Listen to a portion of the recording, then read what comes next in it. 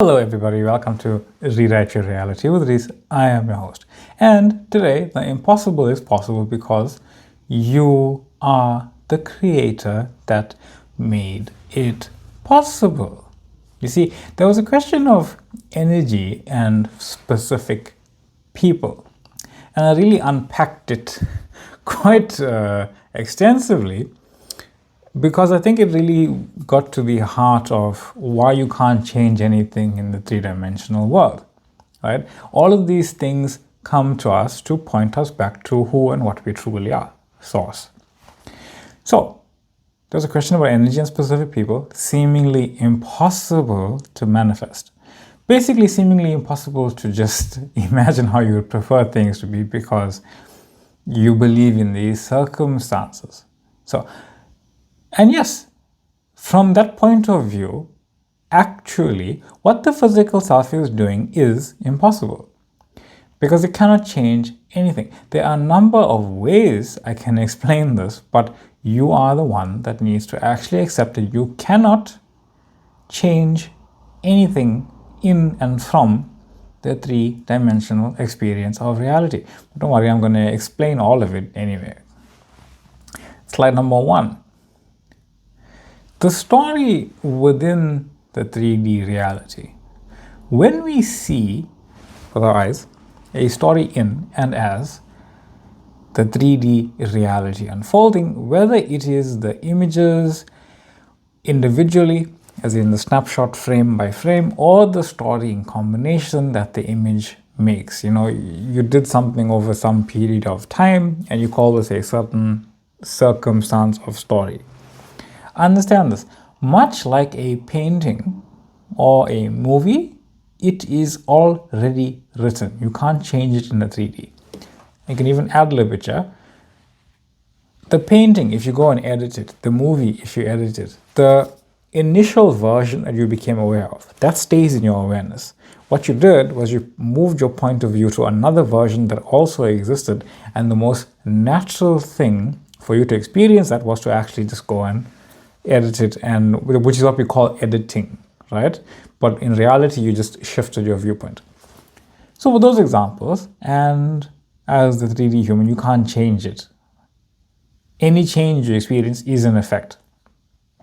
It's quite literally the same thing. I, or source, is being the same idea, the same energy in all facets of existence because it's only ever I, but it is being it with the parameter of I am this. No matter what it is you are experiencing, no matter what you are physically looking at or non-physically experiencing, it does not matter. It is I am this.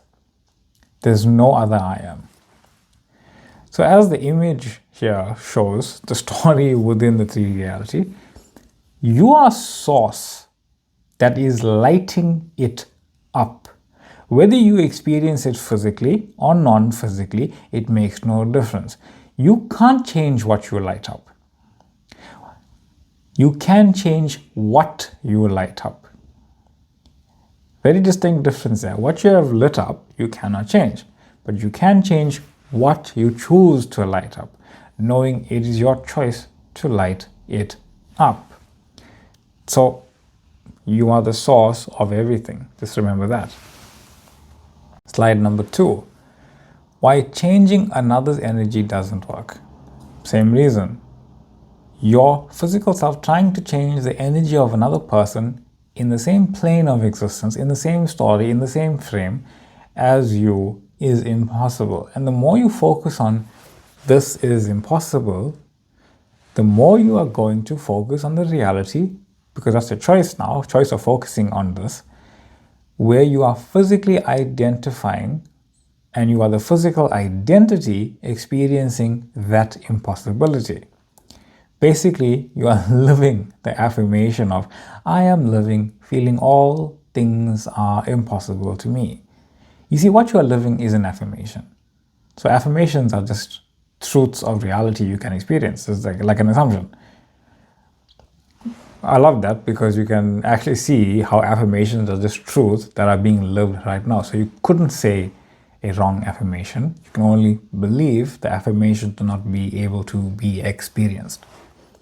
And that's the assumption, that's the affirmation. Now you can see affirmations don't make things true and are not inherently holy. They are just expressions of truth in word form. The truth of you can experience this. Truth is truth, and all things exist, and you are all those things. Slide number 3, the one energy of a frame. You see, when you understand that the 3D you, the 3D them, and everything else in the frame of reality you are experiencing has literally the same energy. We might be depicting it and detecting it and measuring it in the frame as different energy, but if you dial it back, it is the frame of the experience that you are experiencing because you are in the same frame with it, because you are the entire reality of the frame. From a 3D point of view, we have a very limited idea what energy is. But from a metaphysical I am awareness view, we can see that it's all the same energy, just being experienced differently. Like if you were to take a ruler, at no point is any point of the ruler the same point, but it is the ruler. You see, a source is being the entirety of it, right? And the energy of I am not chosen means the physical self will always not be chosen no matter where you see it. It just exists, and they just exist like that. You don't have to change the physical you that is not chosen. It has to exist in polarity to the alternate version, which is I am chosen. Neither am holier than the other. None are more holier than thou, right? Thou as in you, the higher self, as I am awareness that knows you have both. And number 4, the good news, your true identity. Now, the good news, since that was quite a dreary truth of experience, right? I hope I made it fun though. Here's the truth of it. You have never actually been the identity, that identity, whichever identity, any identity, because that identity exists within you. You have always been awareness. And no matter how many times you imagine and remember, see that experience of reality, it is quite literally always new. You never actually experienced the same physical experiencing of an identity ever, no matter how many times you experienced it. That's how infinite source is. You can experience the same thing an infinite number of times and it will be different each and every time, no matter how similar it looks, because 99.99999% of something in comparison is 100% something else entirely. You take a painting, make a tiny mark on it, it is 100% different. Even if it's imperceptible to your eyes, because to source there couldn't be more different. It has to have a alternate superimposed version of reality that is now that 100%, but it may have the appearance of 99.99% similar to what it was. Slide number 5, source, the pure knowing. So now you have always been source, and that source, that beingness, that's the source that you are, isn't even energy. It's just pure knowing, non-local, no parameters, no distance, no weight, no length, no breadth, nothing. Just nothingness, and it has to be nothingness, because in order to know everything and be everything that it knows, it has to be completely that idea without bringing any previous idea with it to embody that new idea completely. But it has to also be infinite in knowing it's still the other idea, as every idea, but it is brand new each time it decides to embody something else. But it is being everything else simultaneously. And how is source being everything? Now understand it is doing this in 2 ways. For our teaching today as an example, just to understand it, right? We're just going to depict this in 2 ways. Knowing it is all, being it all, and being the experiencing of it all. Having forgotten that it is it. Basically, it is knowing itself as everything. It is being everything as well. And it is being the experiencing of everything, having forgotten that it is. And it sounds like 3 things, but really those last 2 are the same, because it's being the beingness of that has forgotten itself. Basically, I am, and I am that I am, right? So the first way is being everything simultaneously as that nothingness. So it's not actually being it, it's just knowing that it is everything. Simply knowing itself as everything. And when I say everything, I don't just mean a singular snapshot of this specific universe. You can be a bit random here, right? As I say, take the date 1425, this random date that we perceive 600 years ago. It's being every version of every day of everything that has ever been experienced with that filter of that date. And here's the thing, the experience of that date is not limited to only that date. That date is being experienced from every single part. It's experienceable in a different way throughout every other frame that exists. If you pick an earlier date, the version of reality physically experiencing it, would imagine it with the filter of it being in front of you. That's like how we imagine tomorrow, giving the illusion of that time filter that it's tomorrow or in 100 years or in whatever. Just like when you watch a movie or basically a new movie, right? A movie that's giving the illusion of time in the future. It's made to look like it's in the future. Everything about it has this sci-fi look. That's the illusion, that's the filter. It just exists like that for the physically focused people experience it as a present filter. Just like how we see the present reality, they saw that present as a present, but we are seeing it now with this filter of knowing it's behind us. But it's not really. Now, a date ahead of it, where we are right now looking back, that's 600 years ago, is the perceiving it behind us filter. Now we give it that vintage look, right? But it doesn't actually look like that. It just looks however it looks from whatever point of view you are viewing it. And that is how source is being everything. So the future, the past, and the present all exists now. And each experience of it is a different energy experience from that part of now. Just a different frequency, address, story. Source has all of them and is being all of them in and as forever and always. It's not even a moment. It's not even being it moment to moment. You are experiencing moment to moment, but those moments to moments just exist right now. It's being it all at once and continuously expanding, right? Because it's infinite and infinity just expands. And it's expanding in its knowing. Number 6, the second way, right? The wanting to know itself. Now here's the other way of it being. It's kind of a one-way thing, but it's wanting to know itself. And these are the 7 levels of creation that people refer to sometimes. The first was level 7. It was just knowing itself, I. Level 6 is the I am. So that I wanted to know itself. So it needed to create a consciousness that knows each individual part and knows it is being each individual part. So that's the I am. It is I, but it's I am knowing all of itself continuously, forever and infinitely. Consciously knowing itself as everything and every timeline of experience in every depiction of a universe, knowing itself in all of those ways. Now, this I am, that is everything and knows itself, is not just being it, but it is knowing itself as it. So it split itself into a perfect version of itself, and that is who you are. The combination of all of infinity having forgotten itself and is now choosing to remember itself as its own awareness. At the split self as a mirror that we call this level 5, that is you consciously being your who as reality. Choosing from a level 4, which is the infinite timelines of reality that your point of view experience can experience.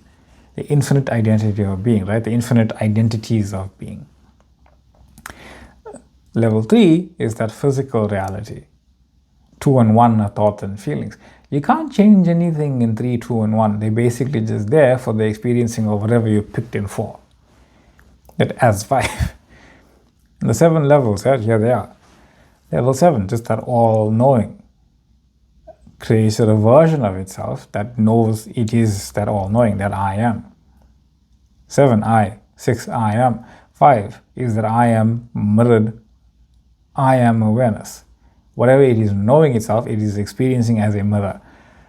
Number 4 is the infinite identity that you can experience that is shown in the mirror. The mirror is your own, whatever is appearing in your awareness. So that block, that red block, is literally everything appearing in your awareness, even the concept of yourself.